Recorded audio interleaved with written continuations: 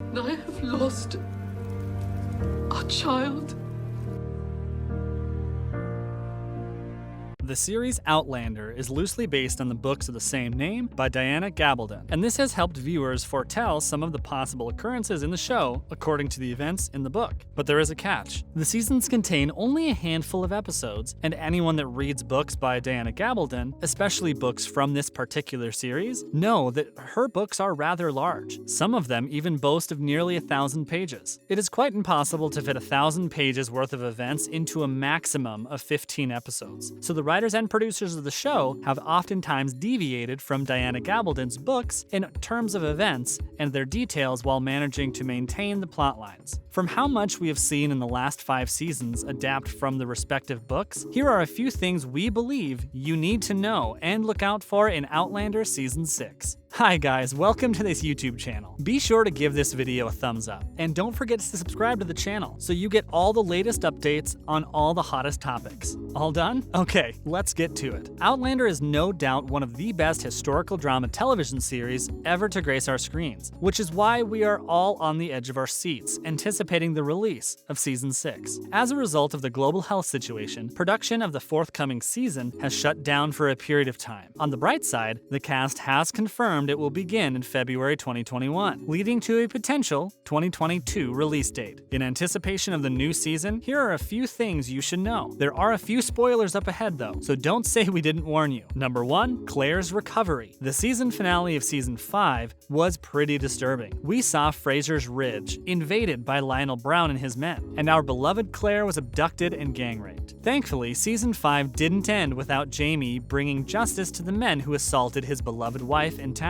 Sadly, the thing with matters of this nature is that Jamie doing damage control won't end the trauma. Season 6 will most definitely focus on Claire's recovery. In an emotional moment in Season 5, Claire summarizes her life ordeals to Jamie in an attempt to prove her strength and resilience. She reminds him of surviving the war, losing her child, losing 2 husbands, and getting starved and betrayed. Her proclamation certainly gave us, as the viewers, hope. But Claire's obvious strength aside, the show is not about to just rush through her recovery and present us with our normal fierce and caring nurse. We may very well see another side of Claire as the trauma unravels. Speaking in an interview about the show, Caitriona Balfe had this to say about her character, Claire Fraser. For Claire, this will be an ongoing journey of recovery. She would probably try and get back to normality, but I don't think she is fully aware of just how difficult subconsciously and psychologically that's going to be for her. So, while Season 5 ended with Claire feeling safe and seeming strong, we just may witness our heroine break down a few times in Season 6. Number 2, Richard's vengeance. Richard Brown, brother to the sexist troublemaker Lionel Brown, finally has a chance to fulfill his vow. In previous episodes following the conflict between Lionel, Jamie, and Claire Fraser, we all knew that it would one day come to a climax and that somebody would pay the price in blood. With Jamie being our charming hero, everyone believed he would eventually emerge victorious against Lionel Brown, and so did Richard. This is why, even before the climax of Lionel and Jamie's conflict, Richard vowed to Jamie that he would avenge Lionel's death with all assurance that when the time of Lionel's death comes, Jamie would be responsible for it. After Claire's assault,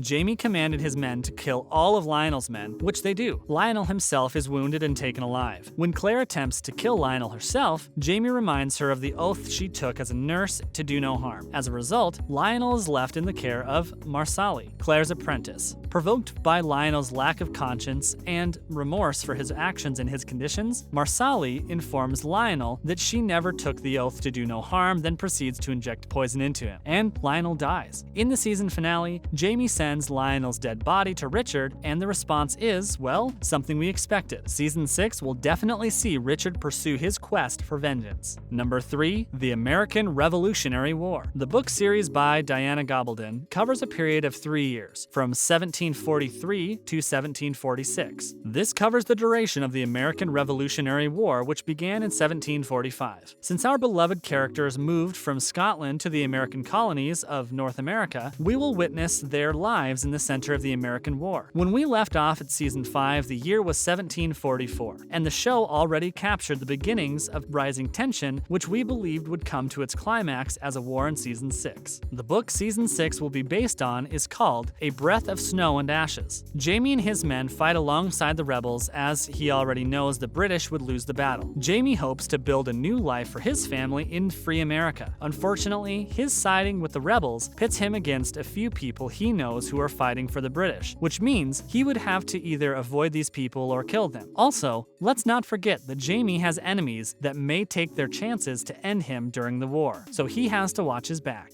Number 4. Jaime and Claire's obituary. The mystery of the house fire may just be unraveled in Season 6. In Season 4, Bree, Jaime and Claire's daughter, who lives in the future, see her parents' obituary stating that they died in a brutal house fire. The discovery prompts Bree to return to the 1740s. Season 4 ends with no house fire, and the events of Season 5 also pass with no house fire occurrence. If not for Bree falling in love and marrying Rogers, she might have returned to the future. Needless to say, the issue of Jaime and Claire's potential death in a house fire is one that the audience is looking forward to the producers addressing soon. In the book, A Breath of Snow and Ashes, Jaime and Claire are really caught in the house fire, but both of them survive. The house fire is caught by another time traveler seeking stones to return to the future. The burning down of Jaime and Claire's house prompts their return to Scotland. Of course, this may not play out this way in the show, but we will see eventually. Number 5. Jemmy's paternity. This is another issue that has been left hanging since Season 4. After Bree returns to the past due to the discovery of her parents' obituary, she develops an attachment to Roger. In Episode 1, Roger and Bree get intimate. The same day, Bree is raped by the diabolical Stephen Bonnet. A few weeks later, Bree confirms that she is pregnant but cannot tell who the father is. Bree gives birth to a baby boy,